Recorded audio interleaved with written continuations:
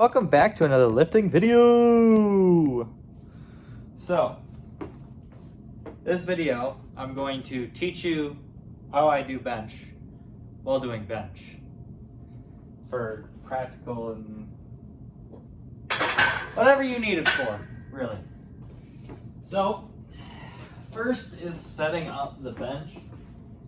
I like it so that there's about, like, this is the full, you got the full length of the top of the bench, right? I like to have about 1/4 of it under the bar. That's so that I have a bunch of neck room so that I can post on my neck and my high shoulders so that I can get nice pushing power that way. One thing that's very important is to make sure that it's all lined up. Next is setting up. You really want to have a grip that you go for. You can test out a bunch of different grips to see what's helpful. Some people, and just a side note, you always want to make sure you're doing it the exact same setup every single time, unless specifically otherwise. So some people, I'll bring you over. Some people do it so that there's a rough part and smooth part. Some people have it so that their index finger is just on the edge of that part. I do it basically thumb width away. Some people like to have their pinky finger over here. Those are the three most natural ways to grip the bar. I do the middle way just because I like it that way and it feels best for me. So even before you fully grip onto the bar or anything, the most important thing is to scoot down on the bench and then scoot back up onto your shoulders. Make sure you get a nice arch in there as well.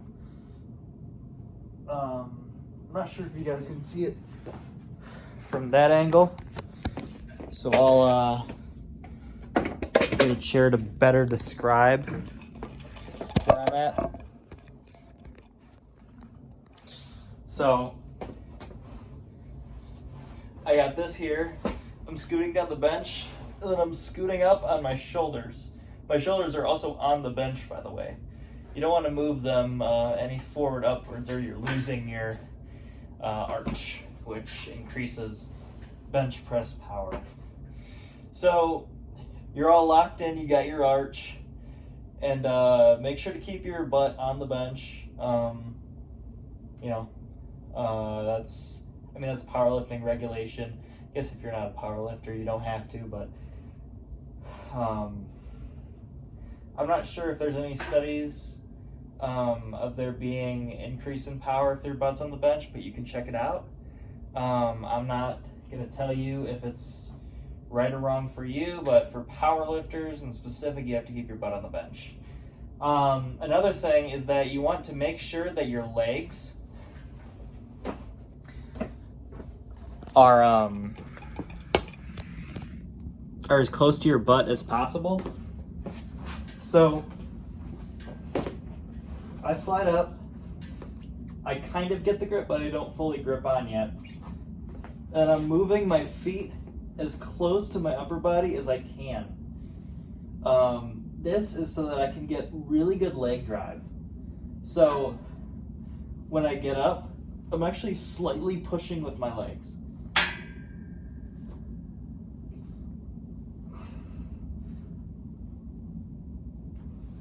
And that increases bench press power even more.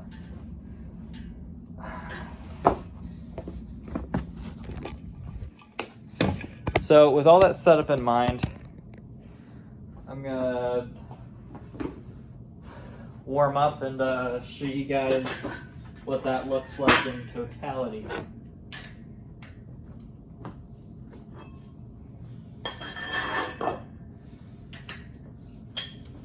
This will be my first warm-up set.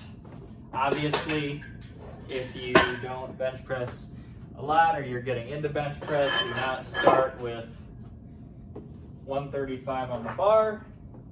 It's just that I have to get up to 185 today, so this expedites the process and also gives me a good warm-up without leading to any injuries. So with the bench press itself, you push up, make sure your elbows are kind of faced inwards, and then bring down to the bottom of your chest. Don't let it sink down though, and push back up.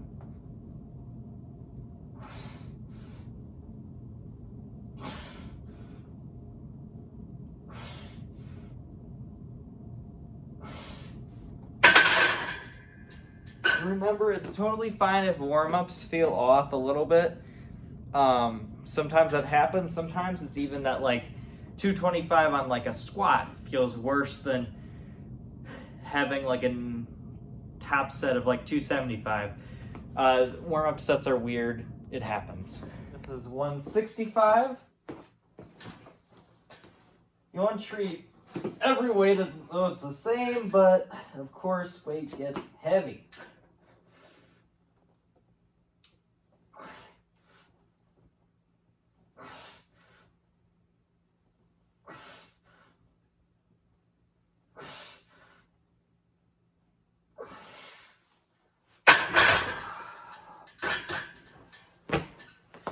And we go up to 185. I do want to keep in mind that the lightest rest you take is 2 minutes. In fact, I take 3 minutes or more. I usually take 3 minutes in between sets, maybe 4. But if something is really heavy and you need the rest, you take the rest.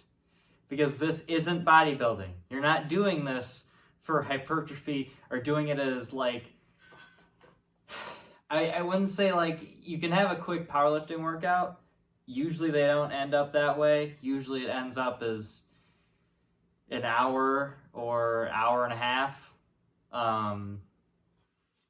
That's kind of the sacrifice of being a powerlifter rather than a bodybuilder, although bodybuilding and powerlifting are kind of one and the same because you want to build enough muscle that you can turn into strength, and there's a whole metric and whatever. You get what I mean. Take 3 minutes of rest or more. See what feels right.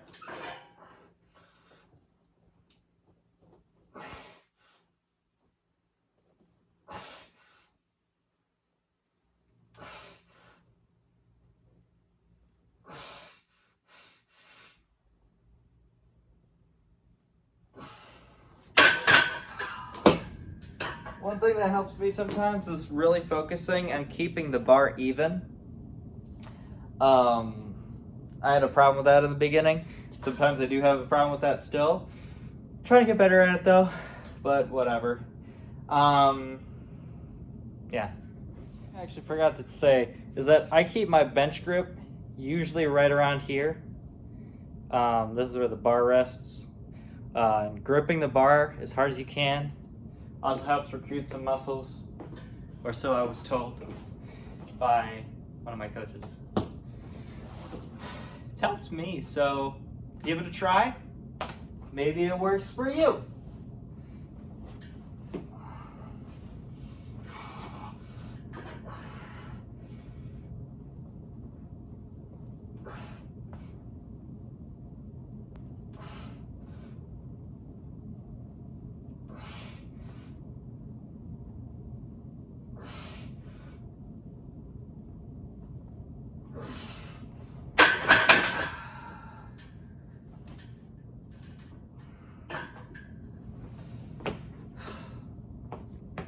Was I gonna say something?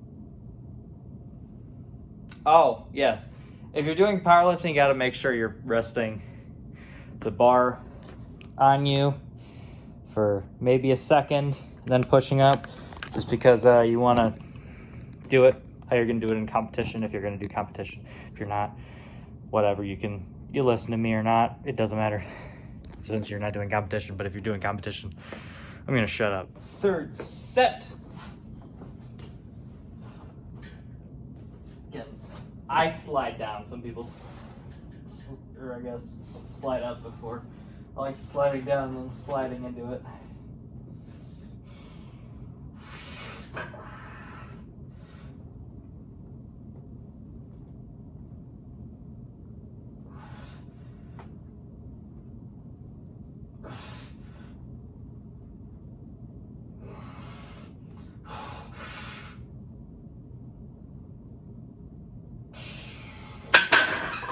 Oof, that last one felt special. Fourth set. So, funny enough, there's a little curve in me wanting to do sets sometimes, and if shit gets real hard, sometimes it's like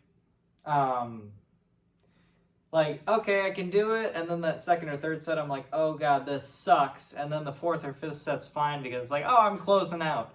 That halfway point, that third set usually sucks the most. Those end two sets are like fine, but that middle set, unless you're like really tired and really exhausted, like me doing deadlifts yesterday, good lord, I felt like I was gonna die. But we're fine. I got like a blister on one of my, like right there, but we're fine. So, without further ado, and without me yapping for ages, eternities, I'll get into my fourth set.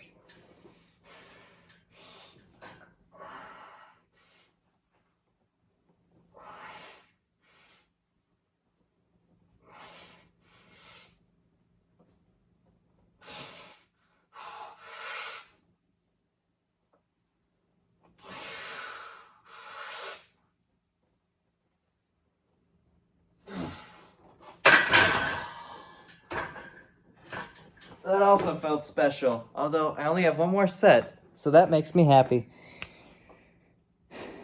See you guys at the final set. Off topic, but when I'm in between sets, I surf through Instagram for context. Dude, when I see those videos that give me like secondhand embarrassment, like I just saw this chick trying to argue a point, and she's like, I'm on the phone with the cops, they're gonna get you, and it was so bad, and and then there was like, she had this tone of voice that the only thing I could like reminisce it to would be like,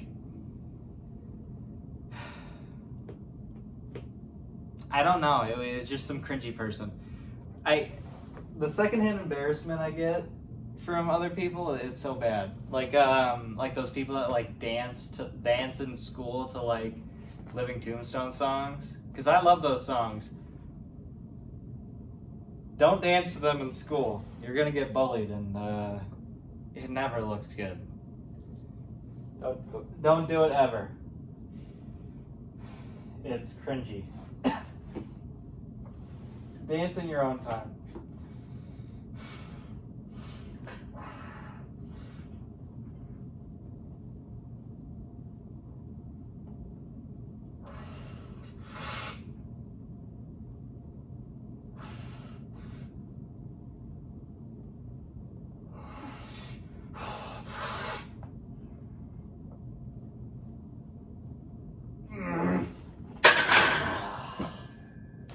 That last one wasn't that good, but I think those other ones are pretty good. So one other thing before we finish this out, I have these things. I put them so that if I bend my chest downwards in any way, the bar falls down and not on me, but on the pegs, and I can just slide out. I mean, I can just show you with this weight real quick. Like, let's say I lift it up, lift it down, and I can't get it up. I just unarch my back, the pegs are there, and I just slide out from under it while pushing it away from me. That's so that when I'm doing it by myself, perfectly safe. Don't ever have clips on if you're doing it by yourself and you don't have these. If you don't have safeties, don't have the clips on, and I would recommend not even doing bench if you don't have a spotter that you think is going to do a good job. It's kind of critical to have a good spotter on bench press or good safeties on a bench press. If you don't, I mean, you could die. And I'm being totally for real with that. Like, you got to be really careful with who you choose for spotting you on a bench press. If there's no safeties or anything, because you really don't want to, like, oh, well, I'll just have one of my friends who, you know, like, only bench presses, like, let's say 135 to pick it off of me. You don't want to be in that situation. It's awful to say, but, like, you don't want a person that's, like, significantly weaker than you to be spotting you. Don't do it. Or if you have, it's more fine if it's two people who are weaker than you spotting you on either side, but it's still sketchy for me. So please, for the love of God, have somebody who's around your strength level or have safeties like I do. Otherwise, I wouldn't do bench press. One thing on the bench press, if you have no clips and you have no, or if you have the bench press and you don't have a spotter, don't put clips on. So in the case of emergency, you can dump them off of the sides. You really don't want to be in a situation where you're getting crushed under that weight. So, without further ado, thank you guys so much for watching my video, and I will see you guys next time. Bye.